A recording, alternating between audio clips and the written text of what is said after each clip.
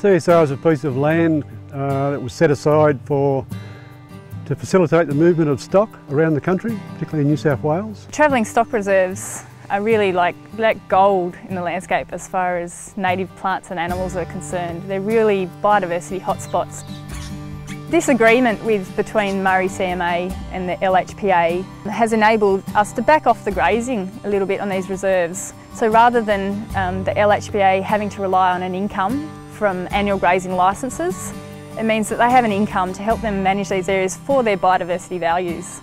And they can still be strategically grazed, which is important in managing weeds and the fact that some grazing can be very beneficial for grassy woodlands. So the management changed from crest grazing regime of travelling mobs of stock to a permanent grazing regime with annual grazing permits.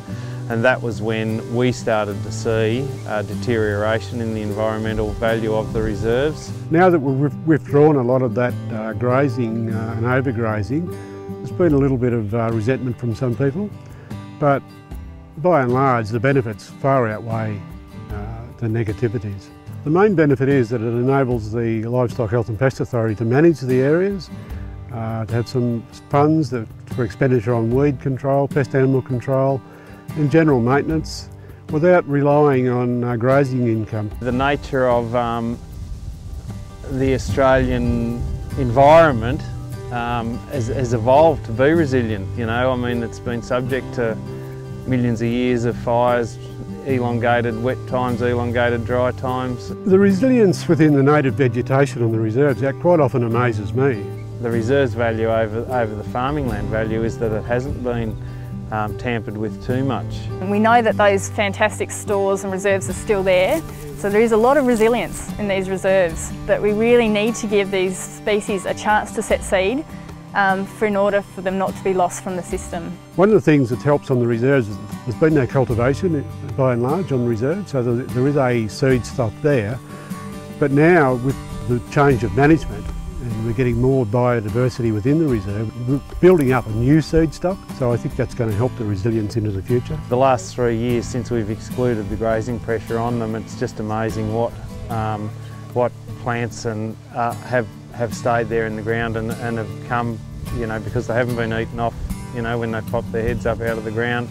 It really is surprising what is still left in the ground as seed stock. The ability to adapt to change has always been one of our main fortes, whether it be adapting to long droughts and assisting landowners with drought funding, responding to bushfires, pest insects. And so managing change within the TSR system is just another thing that we've had to change in our management program, and the benefits are really starting to show through. So they're really important areas which support populations of animals and populations of plants which have been lost from elsewhere. Over the 3 years there's been an increase in the native vegetation ground cover. We're starting now to see regeneration of the native tree species, the increase in bird life, the habitat that's come back in via the reserve, and squirrel gliders and things like that are benefiting from it. Before that, with constant grazing pressure, the grasses very rarely ever got up to seeding. It's very satisfying to see the changes and the improvements. It's magic to look around and see the kangaroo grasses, the poas, all these native grasses, and a lot of beautiful little native forbs setting seed. It's just fantastic. Managing of the travelling stock reserves has always been a real passion of mine, and particularly the environmental side.